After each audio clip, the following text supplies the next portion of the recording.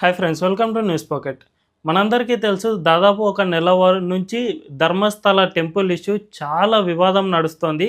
ఒక మాజీ పారిశుద్ధ్య కార్మికుడు చేసిన అలిగేషన్స్ కారణంగా ప్రభుత్వం సిట్ ఏర్పాటు చేయడం, ఆ సిట్ ధర్మస్థల టెంపుల్ చుట్టూ 13 సైట్లలో మృతదేహాల కోసం వెతకడం, ఇదంతా జరిగిపోయింది. అయితే ఇప్పుడు ఈ పారిశుద్ధ్య కార్మికుడు ఎవరైతే ఉన్నారో, గతంలో తాను అక్కడ చాలామంది అత్యాచార బాధితుల శవాలను పూడ్చిపెట్టానని ఈ విధంగా చెప్పాడు కదా. ఈ కార్మికుడికి సంబంధించిన మరో కొత్త విషయం వెలుగులోకి వచ్చింది. ఈ వెలుగులోకి వచ్చిన విషయం ద్వారా మొత్తం ధర్మస్థల కేసు మొత్తం మళ్ళీ మొదటికి వచ్చిన పనైపోయింది. అయితే ఈ కార్మికుడు మళ్ళీ సిట్ ముందు ఏమని చెప్పాడు, దానికి సంబంధించిన వివరాలేంటి అనే విషయాలను తెలుసుకునే ముందు ఈ ఛానల్ను ఇప్పుడిప్పుడే స్టార్ట్ చేసాం. సో మా ఛానల్కు మీ సపోర్ట్ ఖచ్చితంగా కావాలి. ఈ ఛానల్ను వెంటనే సబ్స్క్రైబ్ చేసుకోండి అండ్ బెల్ ఐకాన్ క్లిక్ చేయడం అస్సలు మర్చిపోద్దు. ఇక డీటెయిల్స్లోకి వెళ్తే, రీసెంట్గా వస్తున్న వార్తల ప్రకారం ఈ పారిశుద్ధ కార్మికుడు సిట్ అధికారుల ముందు కొన్ని కీలక విషయాలు వెల్లడించినట్లు తెలుస్తోంది. అతను గతంలో 2013 వరకు ఒక దశాబ్దం పైగానే అక్కడ పారిశుద్ధ కార్మికుడిగా పనిచేశాడు.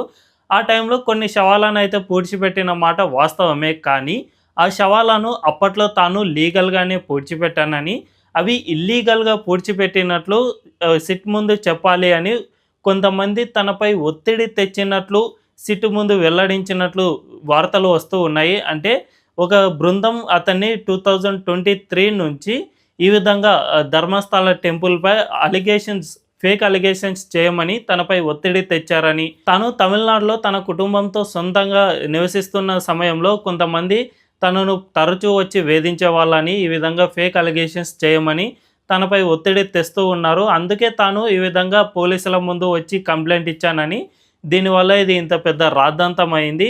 అంతేకాకుండా తను పోలీస్ స్టేషన్లో ఫస్ట్ టైం కంప్లైంట్ ఇవ్వడానికి వచ్చే ముందు ఒక పుర్రెను తీసుకువచ్చాడు. ఆ పుర్రెను కూడా ఆ బృందమే సమకూర్చిందని, తనకు ఆ పుర్రెకు ఎటువంటి సంబంధము లేదు అని ఆ కార్మికుడు చెప్పినట్లు సమాచారం అందుతోంది. సో దీంతో అంటే ఇప్పటి వరకు ఆ కార్మికుడు చేసిన ఫేక్ అలిగేషన్స్ వెనుక ఎవరో ఒక బృందం ఉంది, దాన్ని ఎవరో నడిపిస్తున్నారు. అంటే కొన్ని రాజకీయ శక్తులు కానీ, లేదంటే కొన్ని అసాంఘిక శక్తులు కానీ ఈ విధంగా వెనకుండి నడిపిస్తున్నాయి అని అర్థమవుతుంది. అయితే దీని వెనక ఉన్నది ఎవరు అనేది తెలుసుకునే కంటే ముందు అసలు ఈ కేసు మరి ఎటువైపు వెళ్ళనుంది అనే విషయాన్ని ఒకసారి తెలుసుకుందాం. మనందరికీ తెలుసు, ధర్మస్థలలో మాత్రం ఇంతకు ముందు కొన్ని మిస్టరీ మరణాలు జరిగిన మాట వాస్తవమే.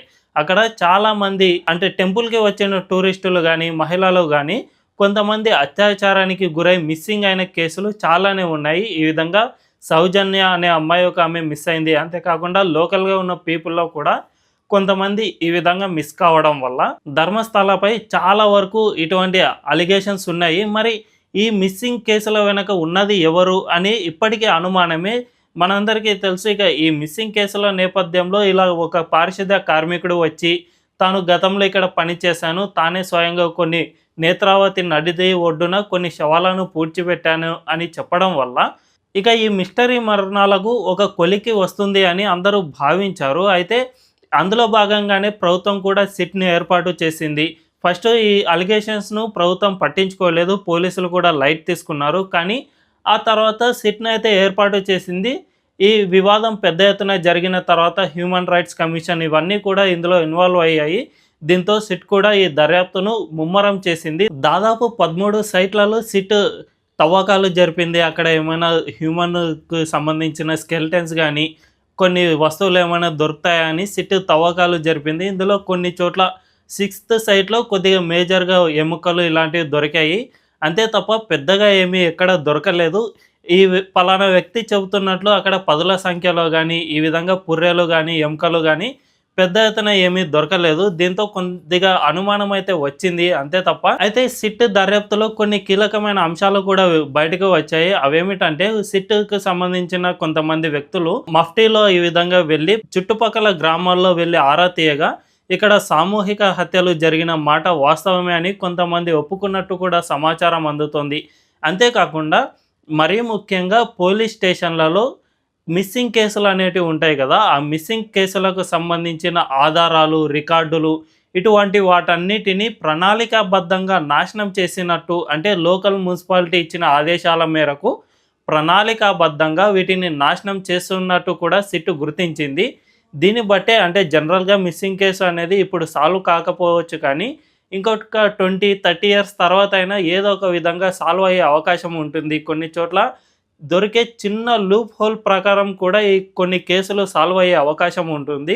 ఈ విధంగా ఎక్కడైనా లూప్ హోల్ దొరకాలన్నా కూడా దానికి సంబంధించిన ప్రాథమిక ఆధారాలు, ఎవిడెన్స్ ఇటువంటివి ఉండాలి. దీనికే ఈ మిస్సింగ్ కేసులకు సంబంధించిన ప్రాథమిక ఎవిడెన్స్తో కూడిన కొన్ని ఎఫ్ఐఆర్లు దాఖలు చేస్తారు. కానీ ఆ ఎఫ్ఐఆర్లను పూర్తిగా పోలీసులు నాశనం చేసినట్లయితే సిట్ గుర్తించింది. సో మొత్తానికి ఈ మొత్తం మిస్టరీని చూసుకుంటే ధర్మస్థలలో గతంలో మిస్టరీ మరణాలు జరిగిన మాట వాస్తవమే. అక్కడ కొంతమందిపై అత్యాచారాలు జరిగాయి అనే అలిగేషన్స్ కూడా ఉన్నాయి.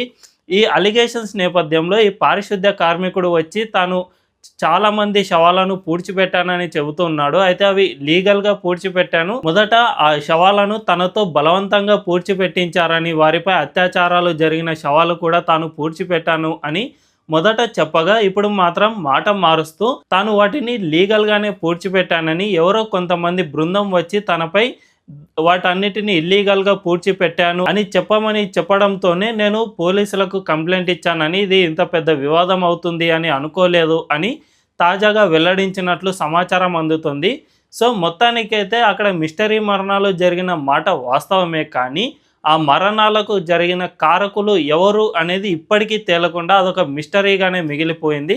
ఈ కేసు మళ్ళీ మొదటికి వచ్చేసినట్లు అర్థమవుతుంది. ఇప్పటికైనా ఈ సిట్ పూర్తి స్థాయిలో దర్యాప్తు జరపాల్సిన అవసరం ఉంది. కేవలం పారిశుద్ధ్య కార్మికుడు చేసిన అలిగేషన్స్పై మాత్రమే కాకుండా ఇతర ఆధారాలపై, ప్రూఫ్లపై ఆధారపడుతూ ఈ కేసును ముందుకు కొనసాగించాలి. అంతేకాకుండా ఒకవేళ ఈ పారిశుద్ధ్య కార్మికుడిని రెచ్చగొట్టిన బృందం ఉన్నమాట వాస్తవమే అయితే వారిని కూడా ఖచ్చితంగా అరెస్టు చేసి జైలుకు పంపించాల్సిన అవసరం ఎంతైనా ఉంది. ఎందుకంటే ఇటువంటి వివాదాలు, అనవసరమైన వివాదాలు రేకెత్తించడం వల్ల ధర్మస్థల టెంపుల్కు ఉన్న ప్రాచీన ప్రాముఖ్యత కాస్త మసకబారే అవకాశం ఉంటుంది. కాబట్టి ఇటువంటి బృందాలను అరెస్టు చేయాలి. అదేవిధంగా లేదంటే ఈ అత్యాచారాలు లేదంటే మిస్టరీ మరణాల వెనుక ఎవరైనా నిజంగా టెంపుల్కు చెందిన అథారిటీ ఉన్నా కూడా, లేదంటే స్థానికంగా పలుకుబడితో ఉన్న రాజకీయ నాయకులు ఉన్నా కూడా వారిని ఖచ్చితంగా ఆధారాలతో సహా అరెస్టు చేసి